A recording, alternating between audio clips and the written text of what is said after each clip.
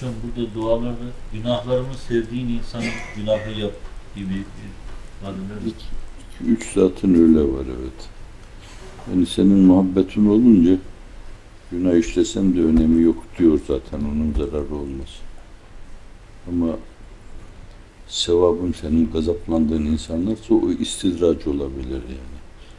Allah verir, fevkaladelikler verir, suda batmadan yüzdürür, havada uçurur. İnsanların çevresine bakınca firasetle kimin nasıl bir karakterde olduğunu görürsünüz. Bunlar hepsi güzel şeyler gibi görünür de fakat hafizallah sizi baştan çıkaracak şeyler istidraçtır. Onun için o zatlar muvaffakiyetleriyle, başarılarıyla hep istidraç endişesiyle öyle titremişler. Size halisane, muhlisane dua etmek düşer. Halisane, onlar ne diyorlarsa böyle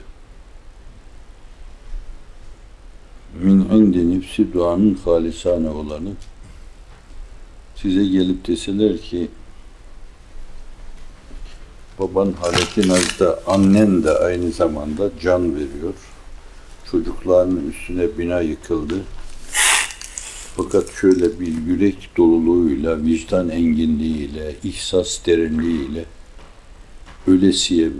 ölesiye her kelimeye adeta böyle kalbin mızrap yemiş gibi onun sesini katarcasına dua edersen şayet bunların hepsi olmayacak, kurtulacak.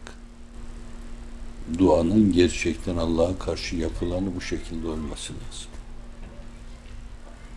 Çünkü dua ettiğiniz şeyler bu sizin maruz kalma muhtemel maruz kalması söz konusu olan şeylerden çok önemli. Tirmizi innallaha la yakbel an kalbin lahin diyor. Zaten zannediyorum ümmeti Muhammed içinde öyle ızdırar haliyle dua eden 10 tane insan olsaydı İslam ümmeti bugün maruz kaldığı bu şeye maruz kalmazdı. Evet. Maaşımızı tas tamam alma mevzunda gösterdiğimiz tahallük kadar onun hiç olmazsa 10 katı kalbimiz durasıya. Neyse, bu min indi nefsi dedim ya, siz kabul etmeyebilirsiniz çünkü benim iştihadım Teala. Evet. Dua ediyor musunuz siz? Hı hı. Nasıl ediyorsunuz? Ha. Teşekkürler. Men lem yeşkürillâh lem yeşkürillâh. Sen bekledim, kusura bakma. Teşekkür ederim. İyi yaptın. Dua. Ud'u havfen ve tam'a.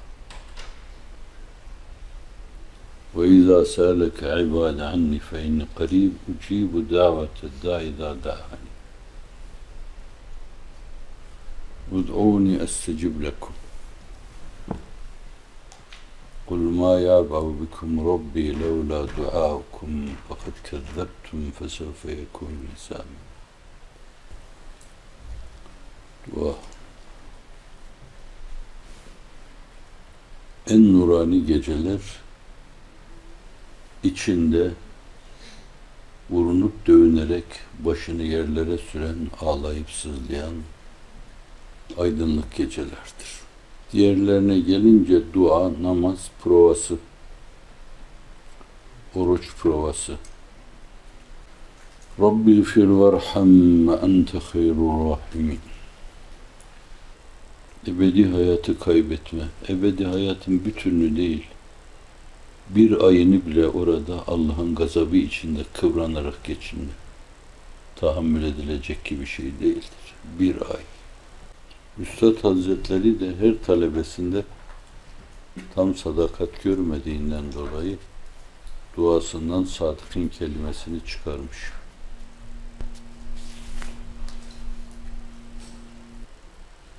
Bak, benim öyle bir şeyim yok. Çünkü o görmüş, ben görmediğim için Herkese dua ediyorum. Hem kendimize hem başkalarına kalbi ve ruhi hayat telkininde bulunmak. O istikamette hiç bitip tükenme bilmeyen bir azimle sürekli rehabilitasyonda bulunmak. Sürekli. İnsanların içinde Allah'la irtibat adına yetersizlik duygusu oluşturmak. Yetmez. Yani Musab gibi kolunu verdin, öbür kolunu, bacaklarını verdin, boynunu verdin. Bu yetmez. Kitapta görmedim de birinden dinlemiştim. Hala başım yerinde duruyor. Resul-i Ekrem'in başı yarıldı. Ben Allah'ın huzuruna nasıl çıkarım? Evet. Abdullah bin Cahş gibi. Ancak kolumu, kanadımı keserlerse, boynumu koparırlarsa, ayaklarımı budarlarsa, Allah'ın huzuruna çıktığım zaman onlarla hata ettiğim o levsiyat uzuvlarını orada bıraktım, öyle çıktım. Evet. Böyle bir yetersizlik duygusu telkin etmek lazım. Rabbena la tuâkhizna in nessînâ ve ahtâna ve la tuazzibna bi zunûbina. Rabbena ufir lana zunûbena ve israfena fi emrina ve sebbit akdâmena ve ansurna alel kavmil kafirin ve ansurna ala enfusina alen nüfusil emmâreti bis-sû. Amin ya Rabbi.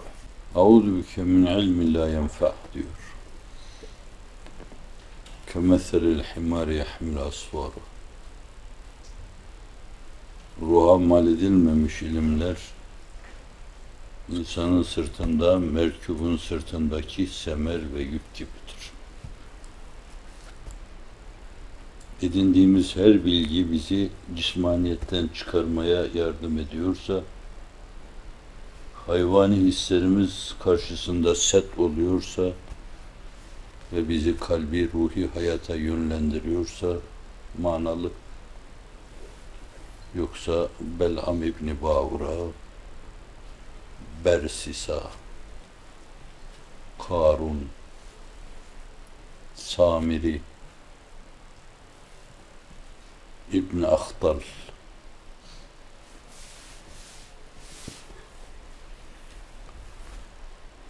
çok korkmak lazım. Çok korkmayanların akıbetinden korkulur. Çizgimi koruyor muyum diye acaba? Aman çizginin dışına çıkarım korkusu. Aman çizgimin dışına çıkarım korkusu. Korkmayanın akıbetinden korkulur. La ecma'u beyne emneyn ve la ecma'u beyne havfeyn.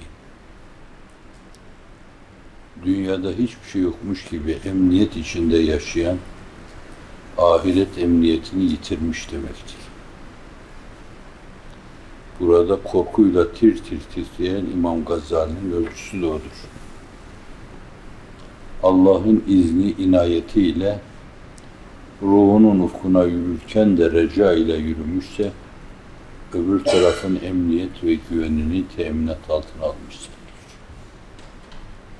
Allah iki korkuyu, kalbi iki dünyada titretmez. Allah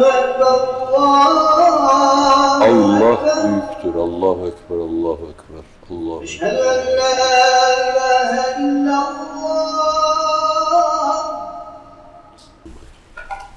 Kutup bir kitabının adını Hel Nahnu Müslümun koymuştu. Görmüş müydün bu kitabı? Benim hiç ağrıma gitmemişti. Ama zannediyorum manasını düşünenler bazılarını Allah Allah niye böyle diyor, yani biz Müslüman değil miyiz?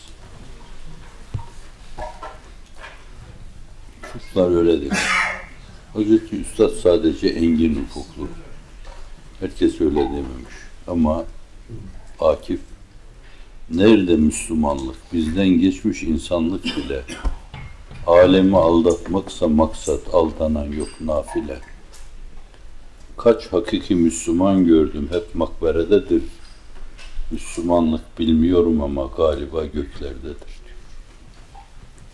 Bir de bizi görseydi.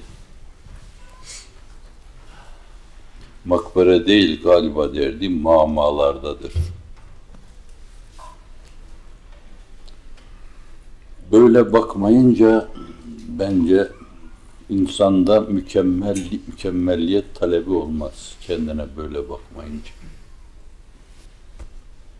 Yerde yürüdüğünün farkında olmayan uçma arzusuyla şahlanamaz. Allah bu kadarını da kabul edebilir. Rahmeti çok geniş.